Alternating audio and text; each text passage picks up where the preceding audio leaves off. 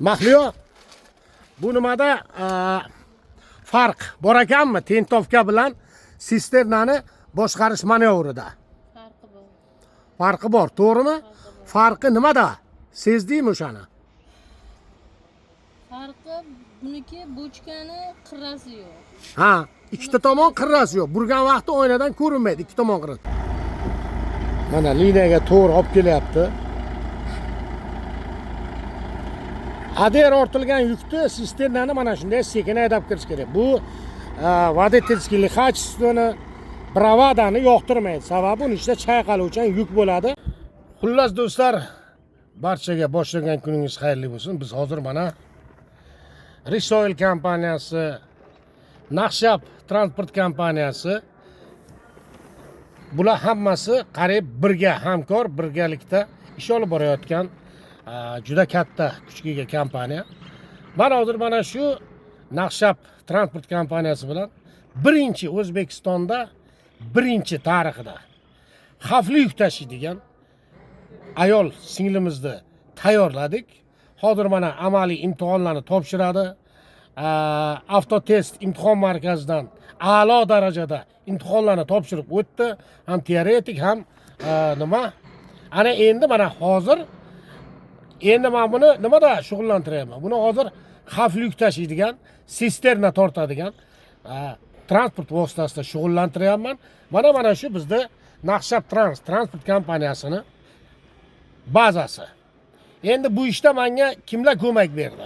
Asosiysi o'quv mashg'ulotlari, o'sha 95-kod xavfli yuklar tashish bo'yicha mana hamkorim Inter Avto o'quv markazi juda katta yordam bergan bo'lsa, asosiy homiyimiz bu Naqshab transport kompaniyasi hamda umumiy mana shu tashabbusni qo'llab-quvvatlagan davlat organi Ilhom Rustomovich Mahkamov bosh bo'lgan bizning transport vazirligimiz. Xullas do'stlar, ilk bor O'zbekiston tarixida xavfli yuklarni tashiydigan водитель международный hamda o'zimizning tilda dalnaboyshik. Mana hozir men sizga buni mashq jarayonini ko'rsataman, o'zidan ham qisqacha intervyu olaman. Kuzatib boring. Buni hozir amaliy imtihon mana shu xavfli yuklar bo'yicha to'liq kompaniya imtihonlardan o'tganidan keyin buni ish faoliyatini men yoritib boraman. Quyida mana videoni taqdim qilaman sizga. Sog' bo'lasiz. Va mana shu barcha yordam bergan Naqshab transport kompaniyasi tadbirkor sohib ukamizga, Inter Avto o'quv markazi rahbariyati Bahriddin ukamizga hamda vazirimiz Ilhom Rustomovich Mahkamga men o'z minnatdorchiligimni bildirib qolaman. Mana shu tashabbusni qo'llab-quvvatlaganlari uchun. Sog' bo'lasizlar. O'zbekiston tarixida birinchi xavfli yuk tashish bo'yicha ayol haydovchi. Kuzating, kuzatib boring. Xullas do'stlar, hammaga xayrli kun. Mana Naqshab transport kompaniyasi garajidamiz. Mana garaj.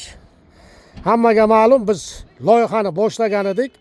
Bu yerda asosiy homiy Naqshab transport kompaniyasi, ya'ni xavfli yuklarni tashish bo'yicha O'zbekistonda yetakchi bo'lgan kompaniyalardan biri. Va mana shu tadbirkor ukamiz Sohibjon aytganidlar, Nurlo aka. Mana shu mana hozir hamma joyda gender tenglik, haydovchilarni bir ayollarni ham tayyorlay olamizmi degan bir nimani aytgan edilar. Men aytdim, shu transport vazirligi ham va hamda hukumatimiz ham shu ayollarni ham mana shu erkak va yigitlar ishlaydigan bu kasbni bemalol ayollarni o'rgata olamiz. Shuning uchun ish tashvish tortmang. Yevropada yuribdi, Rossiyada yuribdi ayol haydovchilarimiz. Mana biz ham hozir birinchi qaldirg'och O'zbekistonda shu xalqaro yo'nalishga hamda ichki yo'nalishlarga yuk tashishda birinchi ana shu singlimizni tayyorladik. Bunga qariyb 4 oy, 5 oy vaqtimiz ketyapti. Mana hozir bitta qiziq tomoni, biz yana bu singlimizni xavfli yuklarni tashish bo'yicha maxsus tayyorladik. Ya'ni ADER. Hozircha O'zbekistonning ichida, keyinchalik xalqaro yo'nalishga chiqadi. Bungacha men faqat bu singlimizni tent mashinalar 105 kubalik, standart mashinalarda, keyin Volvo, Mercedes rusumli transport vositalarida tayyorladi. Mana endi hozirda mana ADR tashiydigan maxsus transport vositasi aynan mana shu birinchi ish faoliyatini hozir mana imtihonlardan o'tadi. Qo'shma korxona, bu chet el qo'shma korxonasi bilan ochilgan qo'shma korxonada hozir bu singlimiz ish faoliyatini boshlaydi. Imtihonlardan muvaffaqiyatli o'tib. Mahliyo, bu nimada farq bor ekanmi? Tentovka bilan sisternani boshqarish manyovrida. Farqi bor. Farqi bor, to'g'rimi? Farqi nimada? Sezdingmi o'shani? Farqi buniki bochkani qirrasi yo'q. Ha, ikkita tomon qirrasi yo'q. Burgan vaqtda oynadan ko'rinmaydi ikki tomon qirrasi. Lekin o'rgansa bo'laydi, to'g'rimi? Sal adaptatsiya qiladi. Bitta narsani aytaman. 30 yil bo'lgan shopir ham, 20 yil bo'lgan shopir ham mana bu agar tentovka nimayda yurgan birdan kelib baribir adaptatsiya qilmaguncha bu narsani nima qila olmaydi, bajara olmaydi. Endi biz hozir mana shu sani sinov bo'yicha bu mashinada ozroq adaptatsiya qilish uchun tayyorgarlikni ko'rasan. Bu kasbga qiziqishing qanday? Shungacha samasval aydading, mikser aydading. Bu mashinaga nisbatan taassurotlaring qanday? Mas'uliyati juda katta deb o'ylayman. Mas'uliyat juda katta. Katta. Mas'uliyat juda katta. Mana rejim, haydovchilarning rejimi bo'yicha men senga hozir taxografni qanday amal qilinadi, uni ham o'rgatyapman rejimga. Hali dars jarayonlarimiz ko'p bo'ladi. Endi mana hozir yaqinda qonun chiqdi, hamma joyda deylik rejimga amal qilinadi. Tem bo'lib bu mashinalarni bir maxsus toifaga ekanligi xavfli yuklar tashiladi bunda.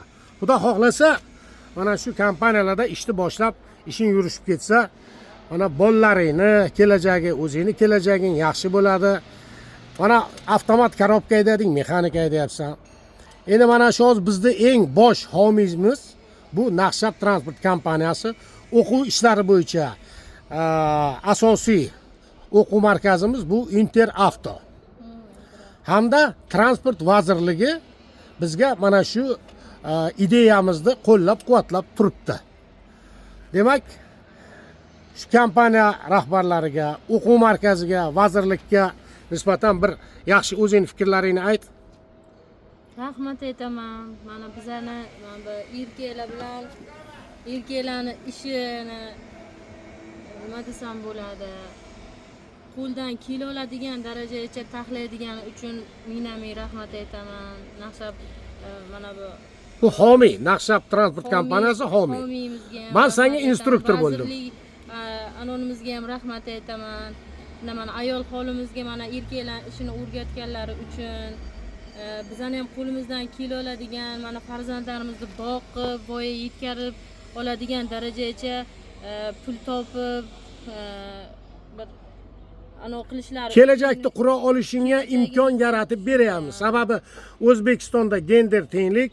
Mana hozir qara, muhtaram prezidentimizning qizlari Saida Shavkatovna Kimsan administratsiya boshlig'i, prezident yordamchisi. Sen ham bizga mana hozir mana shu ayollarni nimaga qodirligini ana shu ulkan mashinalarda ishlab faoliyat ko'rsatishni boshlaysan. Ishingga muvaffaqiyat. Hali duo qilib seni imtihonlardan o'tganingdan keyin restaga chiqaryoramiz. Endi hozir seni oldingda bitta nima qoldi? Mana ADRda toifalari bo'yicha yana bir ikkita ishlar qoldi. Rejim, ya'ni haydovchilarning rejimi bo'yicha biz senga o'rgatadigan narsalarimiz bor. O'sha nimalardan o'tgandan keyin stajirovka olasan. Stajirovkadan keyin to'liq mustaqil ravishda O'zbekiston ichida va SNG davlatlari bo'yicha yuk tashishni boshlaysan. Ishingga omad. Qani mashqlarni boshlaymiz hozir.